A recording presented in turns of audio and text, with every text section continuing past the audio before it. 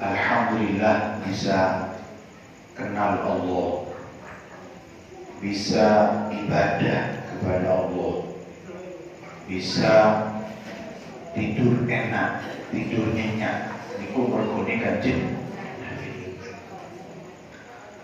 Lan Kanjeng Nabi niku seorang nabi dan rasul yang sangat dicintai Allah. Terus kalau panjenengan sami itu beruntung menjadi umat Nabi Muhammad Sallallahu Alaihi Wasallam. Nah, nabi-nabi terdahulu ada salah satu nabi ingin jadi umat Nabi Muhammad, yaitu Nabi Musa alaihissalam. Beliau itu ingin jadi umat Nabi Muhammad. Nah, kita ini yang menjadi umat Nabi Muhammad harus bersyukur. Dengan cara apa kita mewujudkan syukur kepada Allah dengan lahirnya Kanjeng Nabi Muhammad SAW? Salah satunya adalah kita mengikuti perintah-perintahnya, menjauhi larangannya. Di satu sisi, wujud terima kasih kita kepada Allah. Sisi yang lain adalah kita menampakkan sebuah kenikmatan yang Allah berikan kepada kita, entah itu lewat nikmat sehat, nikmat Islam, nikmat iman, nikmat rezeki, nikmat apapun saja yang Allah berikan kepada kita syukuri. Nah, kita punya anak, yang punya anak, ketika lahir dan bertepatan tahun selanjutnya dan selanjutnya, kira-kira di ulang tahun ini kita, di ulang tahun ini bukan? Halo,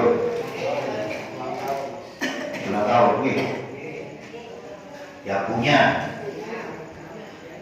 yang nggak punya, ya bacaan di anak nonton pasti. Itu yang ada di Solo. Kalau di desa dulu saya nggak ada kayak gitu. Pokoknya wis urip ngomongin. Itu hidup sehat, nikmat, itu top.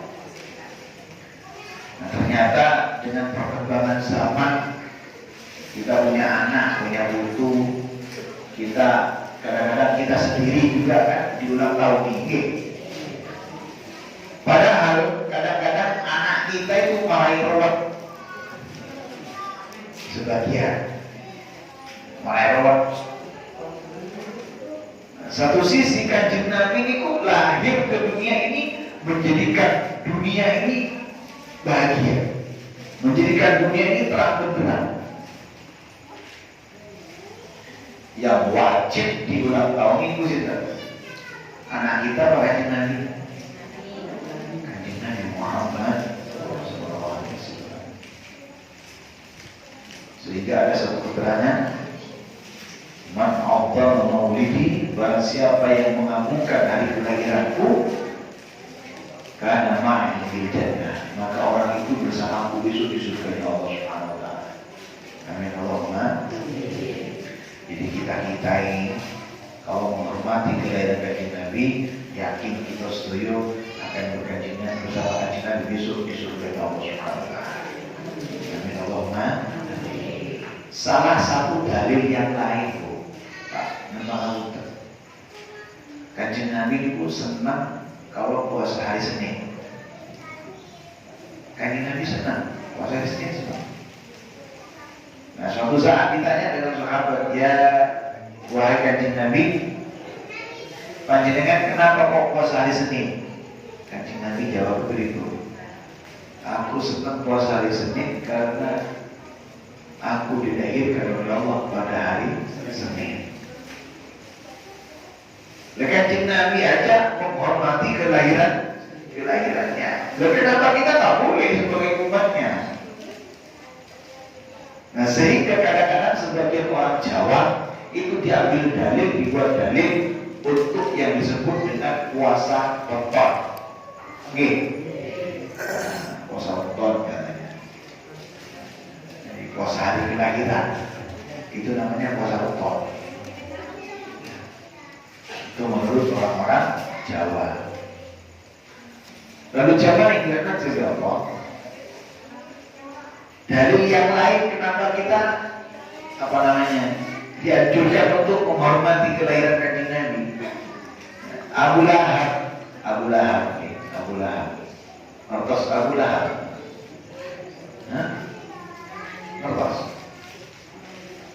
Mertos namun dia Abu Lahab. Nama Al-Quran nanti kepanggil Kere. ini kita sampai pulau.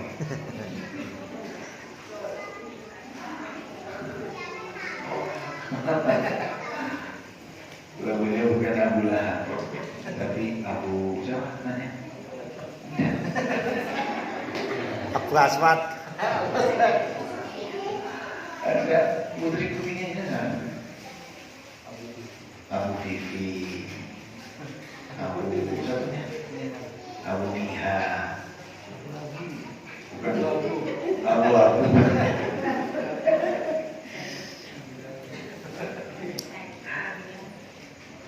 Abu Hurairah. Kalau beliau Abu Jumat. Abu Lahab itu memang Abu diringankan oleh Allah siksanya setiap hari Senin. Jadi Abu Lahab itu diringankan oleh Allah siksanya setiap hari Senin. Kenapa kok setiap hari Senin diringankan siksanya oleh Allah? Bahkan tidak disiksa. Karena Abu Lahab itu senang menyambut lahirnya Nabi Muhammad SAW. Ketika Abu Lahab mendengar, Abu Lahab, kamu punya ponakan namanya Muhammad, hari ini lagi lahir. Kapan? Hari Senin. Langsung Abu Lahab itu senang gembira. Apa yang terjadi? Budaknya itu diberdekakan. Kamu merdeka karena kamu telah memberikan kabar gembira kepada aku. Kamu harus merdeka. Apa kabar gembiranya? Membawa kabar gembira bahwa Nabi Muhammad SAW lahir pada hari Senin, termasuk keponakan Abu Lahab. Loh, nyopang Abu Lahab itu kepanggil nama Kanjeng Nabi, pamannya Nabi. Tapi Abu Lahab memusuhi Kanjeng Nabi. Jadi kalau misalnya ada dalam lingkup keluarga itu kok dimusuhi paman, dimusuhi bibi, dimusuhi dulur, ini biasa. Di zaman Nabi sudah ada. Jadi kita tak usah ribut-ribut, semuanya pasrahkan kepada Allah. Jadi kita ini berhak untuk menghormati kelahiran Kanjeng Nabi. Lalu misalnya ini uang, oh itu nggak usah diperingati. Nah berarti orang itu tidak percaya Kanjeng Nabi, ya, tidak suka Kanjeng Nabi. Kanjeng Nabi niku ana waladi Sayyidi Adam. Dalam keterangan yang lain, saya itu termasuk pimpinan anak Adam. Artinya Kanjeng Nabi itu berhak juga dipanggil Sayyidina, seorang pemimpin. Karena kadang-kadang sebagian itu tak mau pakai Sayyidina, Allahumma sholli ala Muhammad. Padahal itu sangat kurang sopan. Jadi dipanggil, kalau Kanjeng Nabi itu Allahumma sholli ala Sayyidina Muhammad. Memang awal dewi kadang-kadang anak-anak kita dan awal dewi ini panggilan apa? Papa, mama, nggih, ibu, pak nggih. Seperti contoh Pak Wahir, pasti anaknya Pak Wahir manggil apa? Bapak. Nek misalnya langsung manggil Wahir, kurang sopan. Masa Samsul ini putri-putrinya panggil abinya, panggil abi sama Masa Samsul. Kalau misalnya Sul, kalau dia Sul, Kira-kira apa itu? Hah? Ini namanya tak ceplok. Tak kepok orang Kristen. Masya Allah. Jadi Sayyidina itu panggilan untuk menghormati, penghormatan. Boleh, tak apa-apa. Karena itu juga pengakuan Kanjeng Nabi, bahwasanya Kanjeng Nabi itu adalah seorang pemimpin daripada pemimpin yang Sayyidina. Allahumma sholli ala Sayyidina Muhammad. Allahumma sholli ala Sayyidina Muhammad. Kau menang. Jawab. Allahumma sholli ala Sayyidina Muhammad. Yang mengungkap. Allahumma sholli ala Sayyidina Muhammad.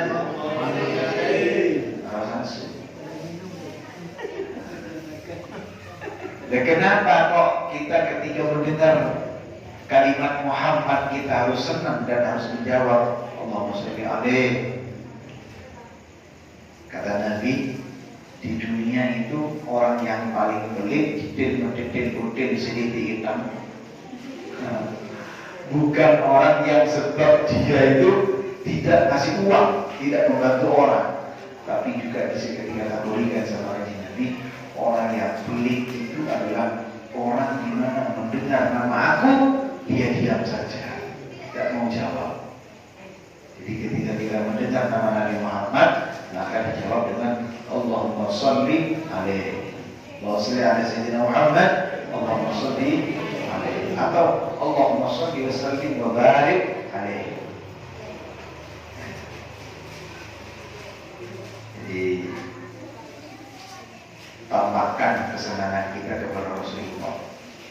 Saya kemarin bikin kata-kata cinta itu tak cukup dengan buaian kata-kata indah. Jadi cinta itu tak cukup dengan kata-kata buaian indah. Butuh bukti. Jangan sampai Masya Allah sesat suka kata hirau padahal najer hitam. Jadi nggak bisa diungkap dengan kata-kata. Ketika dia mengatakan senang cinta, kita apa buktinya? Ketika kita mengaku cinta kepada Allah, sehingga kata Allah dalam Al-Quran, "Qul in kuntum tuhibbunallah fattabi'uni yuhibbukumullah wa yaghfir lakum dzunubakum." Kalau memang kalian itu mengaku cinta kepada Allah, fattabi'uni, ikuti aku. Siapa yang dimaksud aku adalah Kanjeng Nabi Muhammad. Ketika kita cinta sama Allah, ikuti Kanjeng Nabi Muhammad. Nah, mengikuti Kanjeng Nabi Muhammad itu tidak cukup dengan tidak cukup dengan praktek. Ketika Kanjeng Nabi sholat, ketika Kanjeng Nabi ibadah, ketika Kanjeng Nabi puasa, ketika Kanjeng Nabi istirahat, ketika Kanjeng Nabi dahar, keseharian Kanjeng Nabi kita ikuti. Kanjeng Nabi itu kalau dahar bagaimana? Kanjeng Nabi kalau tidur bagaimana? Kanjeng Nabi itu kalau kuyup ribut. Kanjeng Nabi tidak pernah kuyup cekataan. Wah, Insya Allah ibu-ibu tidak ada di sini, ya, tidak ada bedanya. Kanjeng Nabi itu kalau tidak kuyup, beliau itu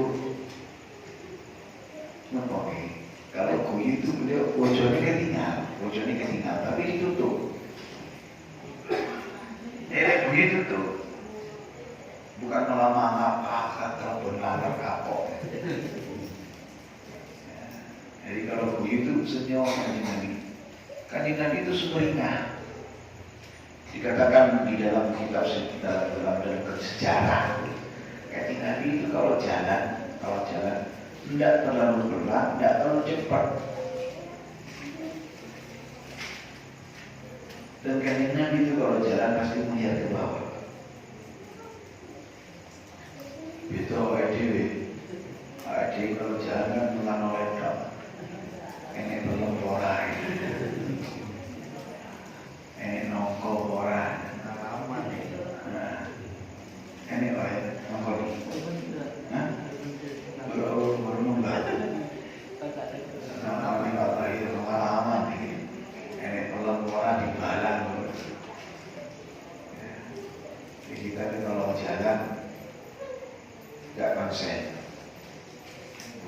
konsentrasi. Kanjeng Nabi dan ngendikan itu pelan-pelan, tak bader-bader. Sampai dulu itu ada keterangan dari Al-Quran, lek ngomong ojo sampai lebih tinggi dari omongan Kanjeng Nabi. Ya sahabat itu kalau ngomongin pelan-pelan, karena Rasulullah pelan-pelan, tidak ada yang lebih bader dari Kanjeng Nabi. Gak boleh. Nah sekarang ribut, antara anak sama orang tua, malah sing pelan-pelan si anaknya orang tua nih. Sekarang, halo, orang tuanya sing pelan-pelan, duh, ajak ngomongin,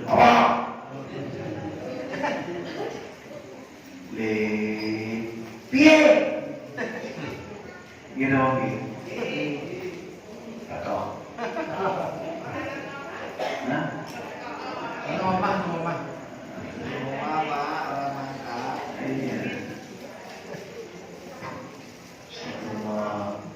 orang tua sekarang itu takut sama anaknya. Aku lihat ngene kok wedi anakku ngono. Aku lihat ngono wedi anakku lihat ngene piye. Takut orang tua sekarang sama anak. Ya rumiyin zaman kulo sing wedi karo bapak. Takut sama bapak. Jangankan sama bapak, yang mau kan? Jangankan sama bapak. Kalau pin kebun itu penting.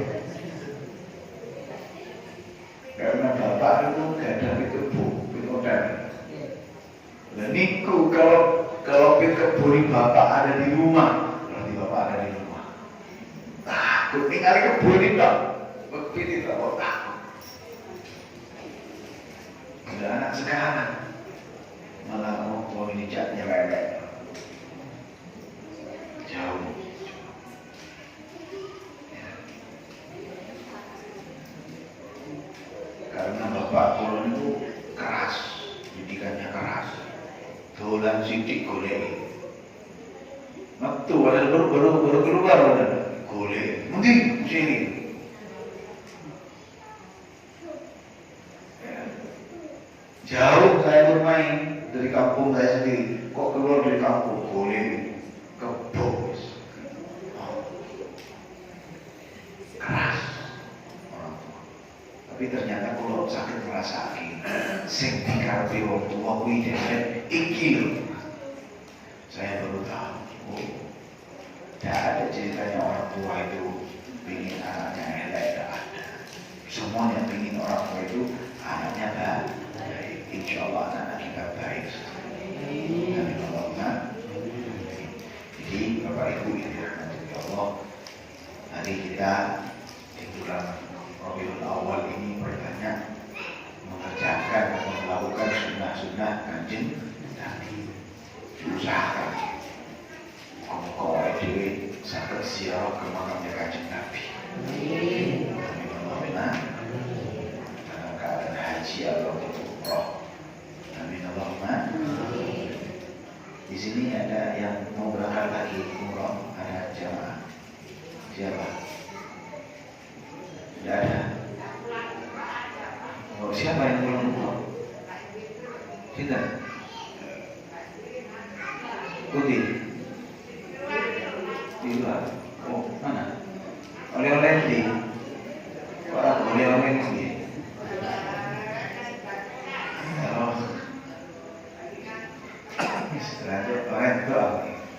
Kapan Bu berangkat Bu?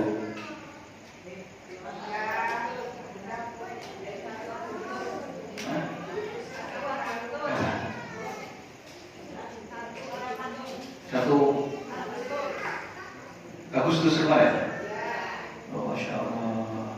Kok bukan kabar-kabar? Oh, kabar-kabar. Niki rencana kula dan juga umroh. Saudara angkat istilahnya Pak Nur Husnul Khalis Umi akan pulang lagi umroh. Terus rekan kuliah yang pelatihan juga umroh. Tak tanyakan, lagi umroh virus. Ternyata ada di Madinah. Sampaikan salam sama Rasulullah saya. Ternyata di video tadi malam. Assalamualaikum ya Sayyidi Rasulullah. Rasulullah. Nanti dengan berikan salam saking Ustaz Kulo, Ustaz Kusyiri. Alhamdulillah. Moga-moga Ustaz Kusyiri bisa berangkat. Ya moga-moga bisa berangkat. Amin Allahumma. Kapan besok? Besok kapan? Pokoknya besok. Amin Allahumma. Bismillah. Niat. Seperti niat sih. Sekarang mendidik urusannya Allah. Urusannya Allah. Begitu panggilan. Itu panggilan. Enak sih jadi oke. Tapi orang dipanggil juga ada. Ada sih orang medit tapi dipanggil semua. Kami juga punya uang juga dipanggil sama Allah. Ya insya Allah mudah-mudahan jemaah kalau ikhlas akan titik balik ke Allah Subhanahu Wa Taala bisa ziarah Mekah Madinah. Amin Allahumma. Sampun dekat pokoknya senangkan sama Rasulullah bertanya di bulan Rabiul Awal itu baca sholawat Sallallahu Alaihi Muhammad Sallallahu Alaihi Muhammad Sallallahu Alaihi Muhammad. Bertanya mana tidak 1.000, 5.000, 10.000. Masya Allah. Kabul haji setuju. Yang sakit disembuhkan. Yang punya musibah dihilangkan. Yang punya masalah segera diselesaikan. Dan selama bulan Ramadan, selama bulan Rabiul Awal, kita diberikan kemampuan kesehatan untuk selalu berselawat bisa kita kepada Rasulullah Muhammad sallallahu alaihi wasallam. Al-Fatihah. A'udzu billahi minasyaitonir rajim. Bismillahirrahmanirrahim. Alhamdulillahirabbil alamin. Ar-Rahmanir Rahim. Maliki yaumiddin. Ya Rabbul Iyyaka nasta'in. Ihdinas siratal mustaqim. Siratal ladzina an'amta 'alaihim ghairil maghdubi 'alaihim waladdallin. Insyaallah selama bulan Rabiul Awal kita awali dengan maulid dulu ya, baca maulid awal, lalu dilanjut dengan haji. Nah, untuk maulid terakhir itu bertepatan tanggal